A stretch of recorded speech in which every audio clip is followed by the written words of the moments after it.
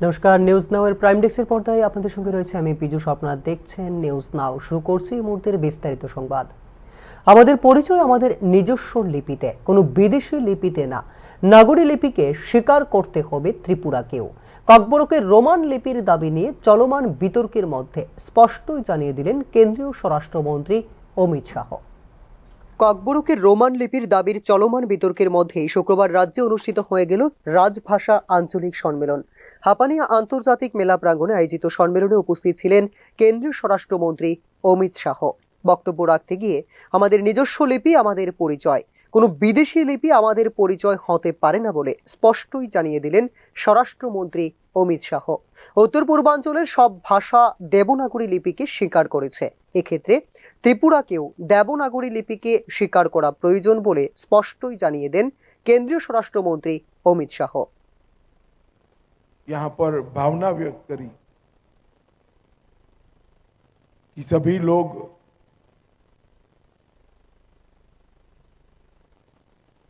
नागरी लिपि को स्वीकार करें और नागरी लिपि में अपनी बोलियों को ढालने का प्रयास करें।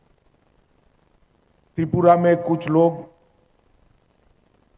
अलग दिशा में भी मांग कर रहे हैं। मेरे सभी से विनंती है कि पूरे नॉर्थ ईस्ट की लगभग सभी स्थानीय भाषाएं, बोलियां नागरी लिपि को स्वीकार कर चुकी है। त्रिपुरा ने भी नागरी लिपि को स्वीकार करना चाहिए और आग्रह के साथ अपनी आइडेंटिटी को मजबूत करना। हम सभी नॉर्थ ईस्ट के जाति समूह आइडेंटिटी के लिए समर्पित है, अपनी पहचान के लिए समर्पित है। अपनी पहचान किसी विदेशी लिपि में कैसे हम संभाल कर रख सकते हैं? हमारी पहचान हमारे देश की लिपि में ही हम संभाल कर रख सकते हैं। और सभी ने इस विषय पर सहमति बनाकर आगे बढ़ना चाहिए। लिपि और भाषा विवाद का मुद्दा नहीं होना चाहिए। लिपि और भाषा विकास के लिए बनाए गई माध्यम है। হিন্দি এবং স্থানীয় ভাষা এক মায়ের দুই কন্যা। স্থানীয় ভাষার সঙ্গে এর কোনো বিবাদ হতে পারে না। বিশ্বের বিকশিত দেশগুলির অনুসন্ধান সহ দৈনন্দিন কাজে নিজের ভাষাকে ব্যবহার করেই প্রতিষ্ঠিত হয়েছে বলেও এদিন উল্লেখ করেন কেন্দ্রীয় স্বরাষ্ট্রমন্ত্রী অমিত শাহ। बड़ी आंदोलन बनकर हमारे सामने हिंदी उभरी है। मित्रों, कई सालों तक हिंदी के लिए अपप्रचार किया कि हिंदी थोपी जा रही है। अरे भाई, थोपना क्या है? हिंदी और स्थानीय भाषाओं के बीच में कभी झगड़ा हो ही नहीं सकता, क्योंकि वो तो एक ही मां की दो बहनें हैं जो एक साथ पनपी, बढ़ी और आगे बढ़ी। हिंदी की कभी स्पर्धा बंगाली से नहीं हो सकती, गुजराती से नहीं होती, तमिल, तेलुगु, मलयाली से नहीं हो सकती। ही है हिंदी। और जब हिंदी को बढ़ावा मिलता है तो अपने आप ये सारी भाषाएं मजबूत होती है, सारी भाषाओं को ताकत मिलती। मगर मुझे आनंद है कि ये 10 साल में ये अपप्रचार ने बिल्कुल अपना स्थान देश में खो लिया है। और नरेंद्र मोदी जी के नेतृत्व में पूरा देश स्वभाषा सीखकर, स्वभाषा अपनाकर आगे बढ़ने का संकल्प लेकर आज मजबूती के साथ खड़ा है।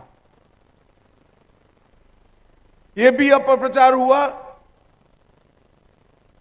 कि अपनी भाषाओं का बढ़ावा देंगे तो हम विकास से दूर हो जाएंगे, अनुसंधान से दूर हो जाएंगे, विश्व में अलग थलग पड़ जाएंगे। जो ये लोग कहते हैं उनको मैं पूछना चाहता हूं, जर्मनी हो या जापान, कोरिया हो या फ्रांस, रसिया हो या चीन, इस सभी भाषाओं में पढ़ाई लिखाई से लेकर रोजिंदे व्यवहार तक और अनुसंधान तक सारा ज्ञान अपनी अपनी भाषा में ही समाहित किया और अपनी भाषा में अपने देश को चलाया और ये सारे देश विश्व के विकसित देशों की गिनती। ত্রিপুরায় ইংরেজি, হিন্দি ছাড়াও বাংলা এবং ককবরক ভাষা স্বীকৃত রয়েছে রাজভাষা হিসাবে। সম্প্রতি রাজ্য সরকারের জোট শরিক বিজেপি এবং ত্রিপুরা মথা দলের মধ্যে ককবরক ভাষার লিপি বিতর্ক নিয়ে চলছে চাপানোতর। সংবিধানের ৮ম তফসিলে ককবরক ভাষাকে অন্তর্ভুক্ত করতে গেলে রোমান কিংবা কোনো বিদেশি লিপি ব্যবহার করার সুযোগ নেই। এছাড়া রোমান লিপির বিষয় তুলে রাজ্যের উপজাতি যুবকদের বিভ্রান্ত করার চেষ্টা চলছে বলে শরিক ত্রিপুরা মথা দলের উপর অভিযোগ মুখ্যমন্ত্রী ডক্টর মানিক সাহার। এবার ককবরকের রোমান লিপির বিষয়টি নিয়ে কেন্দ্রীয় স্বরাষ্ট্রমন্ত্রীর এদিনের স্পষ্ট অবস্থান কার্যত নাকচই করে দিল ত্রিপুরা মথার দাবি। Bureau report, news now. রাজভাষা হিন্দির প্রসার প্রয়োজন, একই সাথে প্রয়োজন স্থানীয় ভাষার সংরক্ষণও। রাজভাষা আঞ্চলিক সম্মেলনে এরকমটাই জানিয়েছেন মুখ্যমন্ত্রী ডক্টর মানিক সাহা। পূর্বোত্তর ও উত্তরাঞ্চলের প্রতিনিধিদের অংশগ্রহণে যৌথ আঞ্চলিক রাজভাষা সম্মেলন অনুষ্ঠিত হল ত্রিপুরায়। কেন্দ্রীয় সরকারের প্রশাসনিক কাজে হিন্দির ক্রমবর্ধমান প্রয়োগ ও রাজভাষা নীতির বাস্তবায়ন পর্যালোচনার লক্ষ্যে আগরতলায় হাঁপানি আন্তর্জাতিক মেলা প্রাঙ্গণে আয়োজন করা হয় এই সম্মেলনে উপস্থিত ছিলেন কেন্দ্রীয় স্বরাষ্ট্রমন্ত্রী অমিত শাহ, ছিলেন মুখ্যমন্ত্রী ডাক্তার মানিক সাহাও। সম্মেলনে বক্তব্য রাখতে গিয়ে রাজভাষা হিন্দির প্রচার প্রসারের পাশাপাশি স্থানীয় ভাষাগুলিকে সংরক্ষণের ওপর গুরুত্ব আরোপ করেন মুখ্যমন্ত্রী ডাক্তার मानिक साहा। विभिन्न भाषाओं का देश है। हिंदी दुनिया के सबसे बड़े लोकतंत्र की भाषा है और विविधता के एकजुट करती है।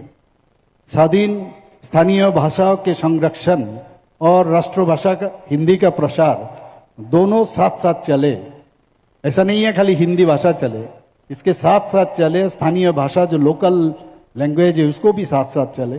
आज मैंने देखा कुछ हमारा विरोधी पार्टी कह रहा है हिंदी यहाँ पर माने जबरदस्ती हिंदी को यहाँ पर प्रचार के लिए कर रहे हैं। उनके लिए मैं ये कहना चाहता हूँ ऐसा नहीं है, पहले आप सुनो समझो उसके बाद बात करो। ये हमारी सोच है, यही उत्तर पूर्व की भावना है कि राष्ट्रभाषा हिंदी का प्रचार होना चाहिए और साथ साथ हमारा लोकल लैंग्वेज जो है उसको भी आगे बढ़े और यही हमारे देश का ताकत भी है। ভাষার উদ্দেশ্য মানুষকে বিভাজন করা নয়, মানুষকে এক সূত্রে গাঁথা বলে এদিন জানিয়েছেন মুখ্যমন্ত্রী। 2020 শিক্ষা অধিকার আইনে মাতৃভাষাকে গুরুত্ব দেওয়া হয়েছে বলে এদিন জানিয়েছেন মুখ্যমন্ত্রী। भाषा के उद्देश्य हम सब जानते हैं, लोगों को जोड़ना है, बांटना नहीं है। राष्ट्रीय शिक्षा नीति 2020 में भारत के विभिन्न भाषाओं के विकास और अभ्यास के क्षेत्र में विशेष महत्व दिया गया है। मातृभाषा में पढ़ाने और सीखने की प्रक्रिया को विद्यालय और उच्च शिक्षा के हर स्तर पर शामिल करने की पहल की गई है। अधिक से अधिक उच्च शिक्षा संस्थानों में मातृभाषा या स्थानीय भाषा के माध्यम से सभी निर्देश देने की सिफारिश की गई है इस 2020 राष्ट्रीय शिक्षा नीति में। हमारे लक्ष्य ये सुनिश्चित करना है कि हिंदी और अन्य भारतीय भाषाएं सिर्फ बातचीत का जरिया ना हो, बल्कि तकनीक और विज्ञान, न्याय, शिक्षा और प्रशासन के मजबूत नींव बने। इस विविधता के बीच भी प्रशासनिक समन्वय, राज्य के बीच संपर्क और केंद्र के साथ निर्बाध संबंध बनाए रखने के लिए वैसी भाषा की जरूरत होती है जो सबको जोड़ सके। সংবিধান অনুযায়ী কেন্দ্রের রাজভাষা হিন্দি এবং লিপি দেবনাগরী। এই নীতির কার্যকর প্রয়োগ নিশ্চিত করতে 26 জুন 1975 সালে স্বরাষ্ট্র মন্ত্রকের অধীনে রাজভাষা বিভাগ একটি স্বতন্ত্র দপ্তর হিসেবে প্রতিষ্ঠিত হয়। প্রতি অর্থবছরেই বিভাগ 4টি আঞ্চলিক সম্মেলনের আয়োজন করে, যাতে বিভিন্ন অঞ্চলে রাজভাষা নীতির অগ্রগতি মূল্যায়ন করা যায়। 2025-26 অর্থবছরের প্রথম সম্মেলন ইন্দোরে অনুষ্ঠিত হয়েছিল। আগরতলায় দ্বিতীয় এই যৌথ সম্মেলনে অংশ নেন পূর্বোত্তর ও উত্তরাঞ্চলের প্রতিনিধিরা। পশ্চিমবঙ্গ, ওড়িশা, বিহার, ঝাড়খণ্ড সহ পূর্বাঞ্চল, আসাম, ত্রিপুরা, মণিপুর, মেঘালয়, মিজোরাম, নাগাল্যান্ড, অরুণাচল প্রদেশ ও সিকিম সহ উত্তর পূর্বাঞ্চল এবং উত্তরপ্রদেশ, উত্তরাখণ্ড, হরিয়ানা, পাঞ্জাব, হিমাচল প্রদেশ, রাজস্থান, জম্মু কাশ্মীর ও লাদাখ সহ উত্তরাঞ্চলের কেন্দ্রীয় সরকারি দপ্তর, ব্যাংক ও রাষ্ট্রায়ত্ত সংস্থার ৩,০০০ উচ্চপদস্থ আধিকারিক ও প্রতিনিধি উপস্থিত ছিলেন সম্মেলনে। ফিউরো রিপোর্ট, নিউজ নাও।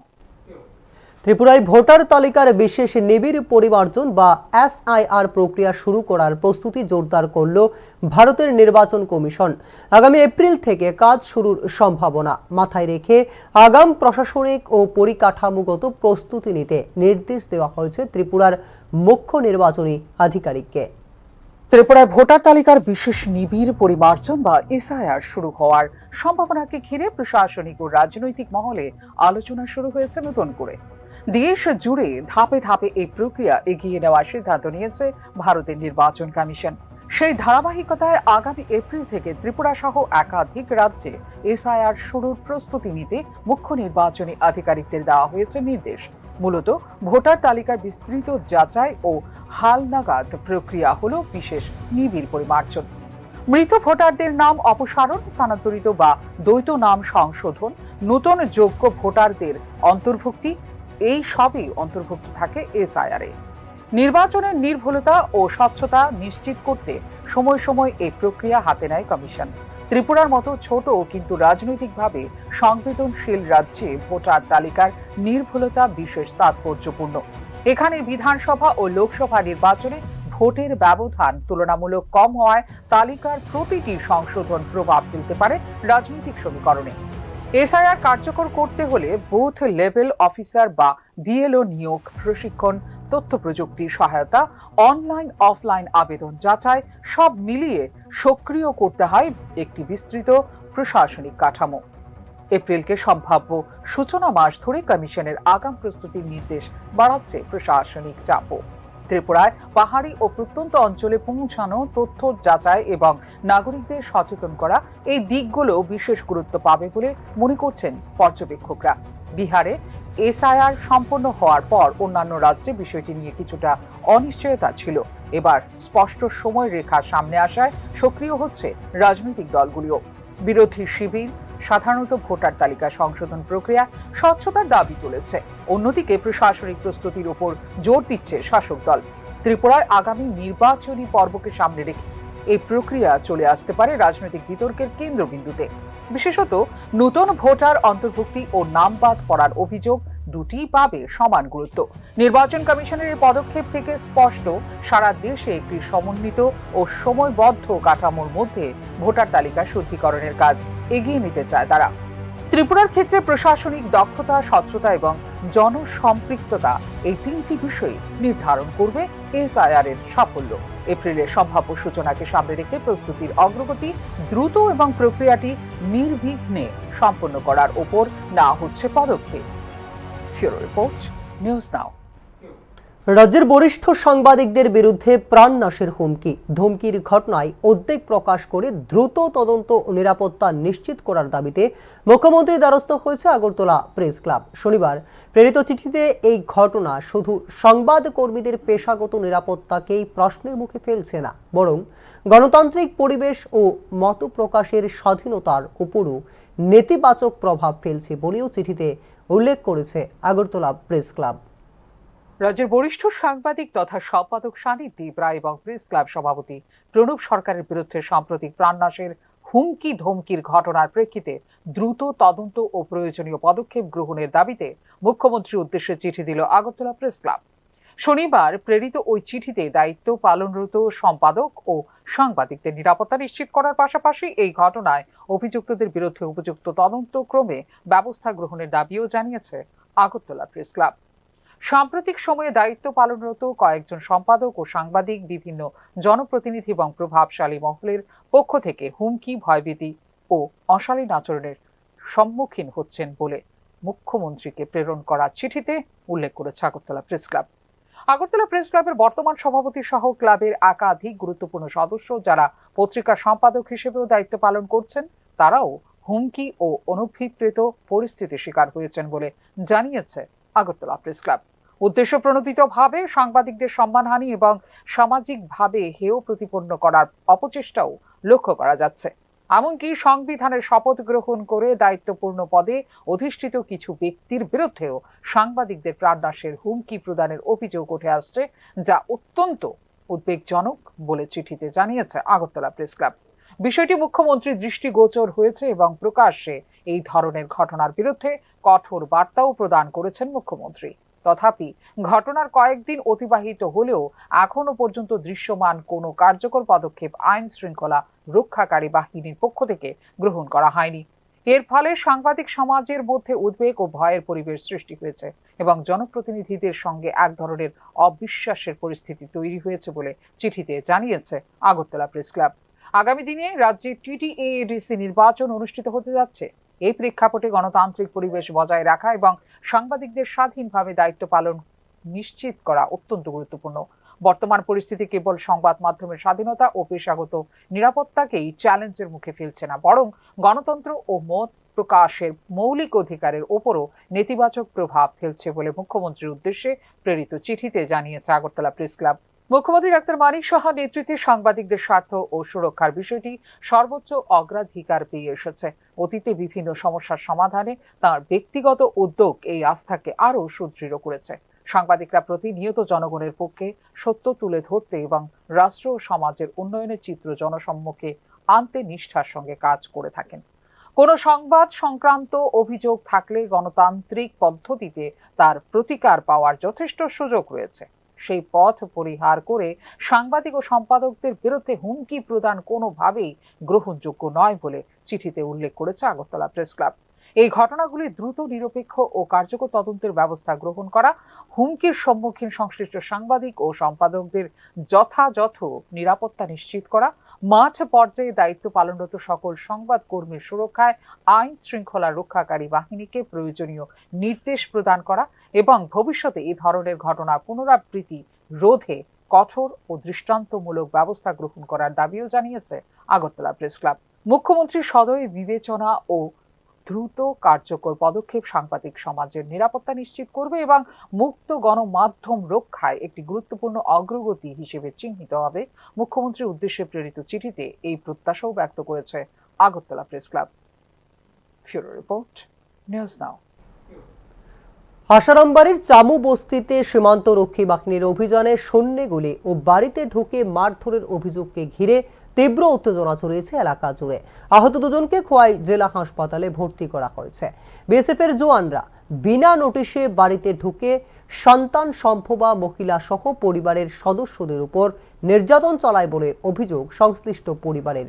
যদিও ঘটনার বিষয়ে বিএসএফ এর তরফে এখনো আনুষ্ঠানিকভাবে প্রতিক্রিয়া মেলেনি, তবে গোটা বিষয়ে নিরপেক্ষ তদন্তের দাবি তুলেছেন গ্রামবাসীরা। আসারামবাড়ির চামু বস্তিতে সীমান্তরক্ষী বাহিনীর অভিযানে শূন্যে গুলি ও বাড়িতে ঢুকে মারধরের অভিযোগ ঘিরে ছড়িয়েছে তীব্র উত্তেজনা। খোয়াই জেলা হাসপাতালে নিয়ে যাওয়া হয়েছে আহত দুজনকে। অভিযোগ অনুযায়ী দুপুরে একটি অভিযোগের ভিত্তিতে চামু বস্তি এলাকার বাসিন্দা সুশঙ্কর দেবকে ডেকে জিজ্ঞাসাবাদ এবং সেই সময় তাঁকে শারীরিকভাবে আঘাত করা হয় বলে অভিযোগ বর্ডার সিকিউরিটি ফোর্সের কোম্পানি কমান্ডেন্ট অনিল কুমারের বিরুদ্ধে। পরে তাকে ভর্তি করা হয় খোয়াই জেলা হাসপাতালে। ঘটনাটা সকালবেলা আইছে বস্তি সাহেব আইছে। আচ্ছা আইসে আমার ছোট ছেলেরে ডাকছে দোকানে, আমার দোকান আছে, দোকানের সামনে বল দেখে সিধা এখান থেকে গেটের মুখ কাটতেছে টাকা। আমরা সবাই এই দোকানও এবার সবাই তারা জানে কিতে কিটা হয়েছে। ওনার পরে হয়েছে তুই সবজি যা, আর তোর নামে অনেক রকম রিপোর্ট, তুই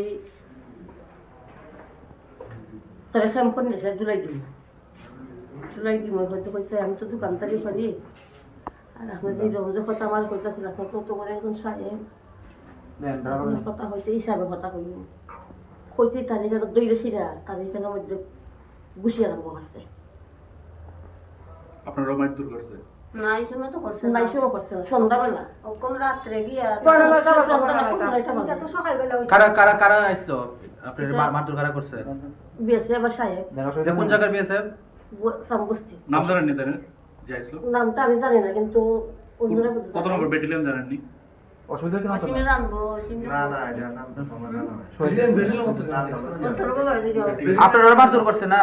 আপনারা মারধর করছে। সাহেবে মারছে রান্না কাঁচে করবে এই গান আছে একজন প্রেগন্যান্ট মহিলাকে দেখলাম মারধর ওইটাই করছে। আমার ছেলের বউ শরীরটা ভালো না কাটু ফেলাইছে গুলি করছে কি? গুল্লি পাশে বাড়ি করে রাখে প্রথম বাড়ি করে রাখে গুলি করছে দাঁত দিয়া নি দরজা করছে এটা 10-12 জন গেছে গাড়ি লইয়া সন্ধ্যার পর 10 থেকে 15 জন বিএসএফ জওয়ান বাড়ির সামনে এসে শূন্যে গুলি চালিয়ে বাড়িতে প্রবেশ করেন বলে অভিযোগ সংশ্লিষ্ট পরিবারের। গুলির শব্দে তাঁর মা নমিতা দেব বাইরে এলে তাঁর হাত থেকে টর্চ কেড়ে নিয়ে মাথায় আঘাত করা হয় বলে অভিযোগ করে পরিবার। আরো অভিযোগ, কোনো মহিলা জওয়ান ছাড়াই বাড়িতে ঢুকে 7 মাসের অন্তঃসত্ত্বা এক মহিলাকেও ধাক্কা মেরে ফেলে দেওয়া হয়েছে বলে অভিযোগ করেন পরিবারের সদস্যরা। চিকিৎসার লেগে আসার পরে আমি কেন ডাক্তার এখানে এসে পরে দেখা যায় আমার বাড়ি থেকে ফোন আইছে বিএসএফ এর কোম্পানি কমান্ডার অনিল কুমার, সে আমার বাড়িতে প্রায় 10 থেকে। ঘটনার পর এলাকায় ছড়িয়ে পড়ে চাঞ্চল্য ও ক্ষোভ। ঘটনা নিরপেক্ষ ও পূর্ণাঙ্গ তদন্ত দাবি করেছেন গ্রামবাসীরা। সীমান্তে অবৈধ কার্যকলাপ রোধ করা বাহিনীর দায়িত্ব হলেও অভিযানের পদ্ধতি নিয়ে প্রশ্ন তোলেন এলাকাবাসী। এ বিষয়ে আশারামবাড়ি ক্যাম্পের বিএসএফ কর্তৃপক্ষের আনুষ্ঠানিক প্রতিক্রিয়া না মিললেও পরিস্থিতির দিকে নজর রেখেছে প্রশাসন। ফিউরো রিপোর্ট, নিউজ নাও। দীর্ঘদিনের মৌলিক পরিষেবা সংকটের কারণে শুক্রবার আগরতলায় জনজাতি কল্যাণ দপ্তরের মন্ত্রী বিকাশ দেববর্মার সঙ্গে সাক্ষাৎ করেন রাইমা ভ্যালির উল্টাছড়া ও কালাঝুড়ির ব্রু পুনর্বাসন কেন্দ্র সহ একাধিক এলাকার বাসিন্দারা। পানীয় জল, ভগ্নপ্রায় রাস্তাঘাট ও নিকাশির সমস্যায় চরম দুর্ভোগের কথা জানিয়ে দ্রুত স্থায়ী সমাধানের দাবি জানান তারা।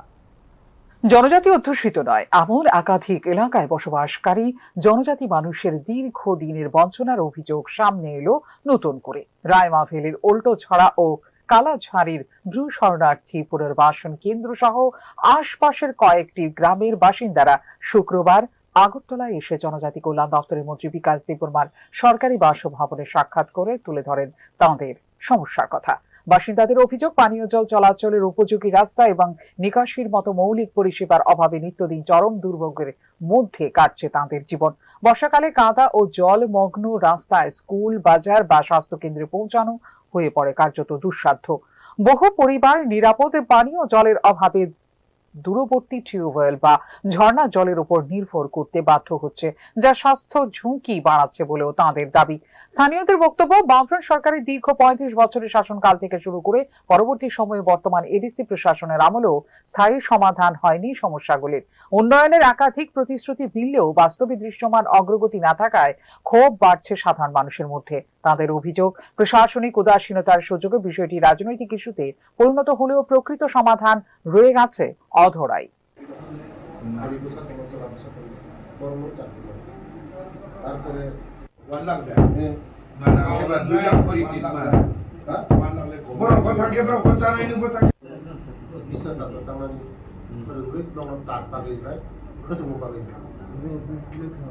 প্রতিনিধি দলের বক্তব্য শোনার পর সংশ্লিষ্ট দপ্তরকে দ্রুত পদক্ষেপের নির্দেশ দেন বিকাশ দেববর্মা। সাধারণ মানুষের বঞ্চনাকে পুঁজি করে রাজনীতি করা উচিত নয়। উন্নয়নের প্রশ্নে দলমতের ঊর্ধ্বে উঠে কাজ করতে হবে। দীর্ঘদিন ধরে মৌলিক অধিকার থেকে বঞ্চিত মানুষদের সমস্যার স্থায়ী সমাধানই সরকারের অগ্রাধিকার, এমনটাই দাবি করেন জনজাতি কল্যাণ মন্ত্রী।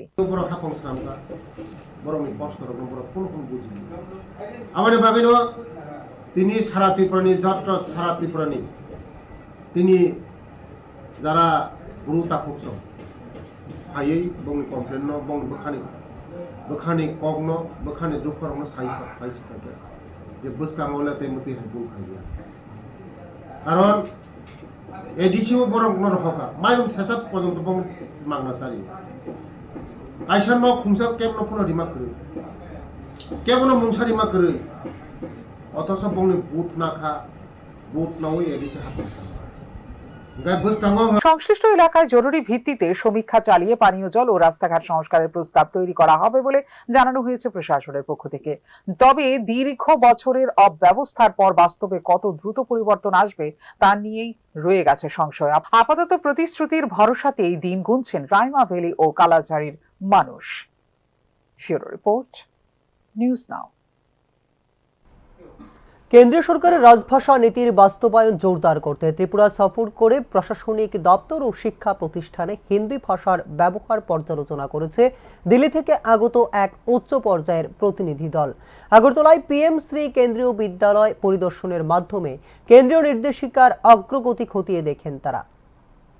কেন্দ্রীয় সরকারের রাজভাষা নীতি বাস্তবায়নের অগ্রগতি পর্যালোচনা ও হিন্দি ভাষার প্রচার প্রসারের উদ্দেশ্যে দিল্লি থেকে এক উচ্চ পর্যায়ের প্রতিনিধি দল এসেছে ত্রিপুরা সফরে।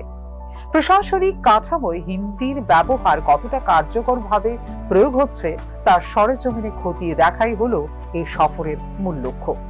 দলটির নেতৃত্বে ছিলেন নতুন দিল্লির KDS joint commission Mrs Neelam, সঙ্গে ছিলেন অ্যাসিস্ট্যান্ট ডিরেক্টর সন্দীপ সাক্সেনা এবং কেবিএস ডেপুটি কমিশনার পিআইটি রাজা সহ অন্যান্য কর্মকর্তারা। শুক্রবার আগরতলার কুঞ্জন এলাকায় অবস্থিত পিএম শ্রী কেন্দ্রীয় বিদ্যালয় পরিদর্শন করে বিদ্যালয়ের প্রশাসনিক নীতিপত্র, দাপ্তরিক ভাষা প্রয়োগ এবং কেন্দ্রীয় নির্দেশিকা বাস্তবায়নের অগ্রগতি পর্যালোচনা করেন প্রতিনিধি দলটি। केंद्रीय विद्यालय त्रिपुरा में आने का मकसद हिंदी का जो सरकार चाहती है कि भाषा के प्रति सबका लगाव बढ़े और बच्चे सीखे। हमारे जो जितने भी केंद्रीय विद्यालय के विद्यार्थी हैं वो इस हिंदी भाषा को लेते हुए बाकी अन्य भाषाओं के साथ में समागम से कैसे लेके जाते हैं आगे, तो उस पर निरीक्षण है कि ताकि बच्चे कितना पढ़ रहे हैं, कितना ज्ञान अर्जित कर रहे हैं हिंदी में, उनका प्रोत्साहन कैसे हो रहा है, कैसे एक रूट लेवल पे उनका बच्चे कैसे अपना आगे सीख पा रहे हैं, ताकि आगे की जिंदगी में भी वो इसमें कार्य कर पाएंगे अच्छी तरह। हिंदी में उनको बोलने में कोई झिझक नहीं होगी।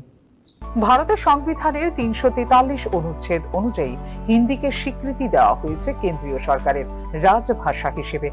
এই সাংবিধানিক কাঠামোর ভিত্তিতে মিনিস্ট্রি অফ হোম অ্যাফেয়ার্স এর অধীন রাজভাষা বিভাগ সময় সময় বিভিন্ন রাজ্যে পরিদর্শন চালায়, যাতে কেন্দ্রীয় দপ্তর ও সংস্থাগুলিতে হিন্দির ব্যবহার বৃদ্ধি পায়।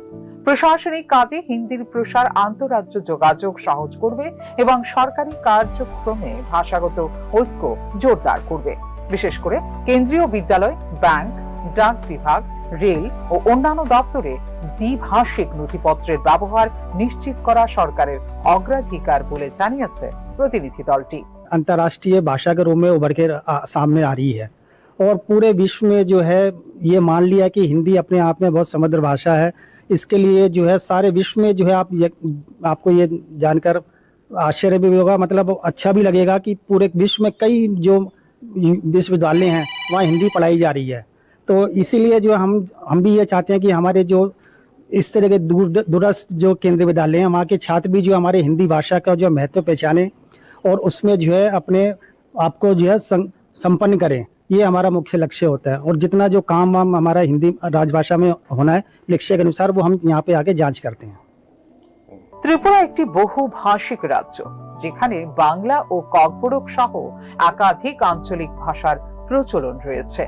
এই প্রেক্ষাপটে হিন্দি ভাষার প্রশাসনিক প্রয়োগ বৃদ্ধির প্রশ্নে মতভেদ দেখা গেছে বিভিন্ন সময়ে। বিশেষজ্ঞদের মতে কেন্দ্রীয় নীতির অংশ হিসেবে হিন্দি প্রচারের উদ্যোগ প্রশাসনিক দৃষ্টিকোণ থেকে স্বাভাবিক হলেও তা আঞ্চলিক ভাষার মর্যাদা ও ব্যবহার নিয়ে সৃষ্টি করতে পারে সংবেদনশীলতা। ফলে ভাষা নীতির বাস্তবায়নে ভারসাম্য রক্ষা একটি বড় চ্যালেঞ্জ। পিএম শ্রী কেন্দ্রীয় বিদ্যালয়ের মতো কেন্দ্রীয় বিদ্যালয়গুলো সরাসরি কেন্দ্রীয় সরকারের অধীন, ফলে সেখানে রাজভাষা নীতির বাস্তবায়ন তুলনামূলকভাবে সহজ এবং পরিমাপযোগ্য। শিক্ষা প্রতিষ্ঠানকে ভাষা প্রচারের কেন্দ্রবিন্দু করা হলে আগামী প্রজন্মের মধ্যে ভাষা ব্যবহার স্বাভাবিকভাবে বৃদ্ধি পায়। তবে একই সঙ্গে মাতৃভাষা শিক্ষার গুরুত্ব ও স্থানীয় ভাষাগত বৈচিত্র্য রক্ষার বিষয়টিও সমানভাবে বিবেচনা করা উচিত বলে জানিয়েছেন ভাষা বিশেষজ্ঞরা। এই সফর কেবল একটি নিয়মিত পরিদর্শন নয়, বরং কেন্দ্রের ভাষানীতির বাস্তব অগ্রগতি মূল্যায়নের অংশ। প্রশাসনিক পরিসরে হিন্দির ব্যবহার বৃদ্ধি পেলে কেন্দ্র রাজ্যে যোগাযোগ সুবিধা হতে পারে। তবে ত্রিপুরার মতো ভাষাগতভাবে বৈচিত্র্যময় রাজ্যে এই প্রয়াস কতটা গ্রহণযোগ্যতা পায় তা বলবে সময়। পর্যবেক্ষকদের মতে ভাষা প্রচার কর্মসূচি সফল করতে হলে কেন্দ্রীয় নীতির পাশাপাশি স্থানীয় ভাষা ও সংস্কৃতির প্রতি সম্মান বজায় রাখা জরুরি। অন্যথায় ভাষা প্রশ্ন কেন্দ্রবিন্দু হয়ে উঠতে পারে রাজনৈতিক বিতর্কে। সামগ্রিকভাবে ত্রিপুরায় কেন্দ্রীয় প্রতিনিধি দলের এই সফর রাজভাষা নীতির বাস্তব চিত্র তুলে ধরার পাশাপাশি ভাষা রাজনীতির বৃহত্তর আলোচনাকেও সামনে নিয়ে এসেছে নতুন করে। ব্যুরো রিপোর্ট, নিউজ নাও। এখনকার মতো সংবাদ এ পর্যন্ত। আমাদের পরবর্তী সংবাদ এবং অন্যান্য আপডেট দেখার জন্য চোখ রাখুন নিউজ নাও এর পর্দায়। নমস্কার।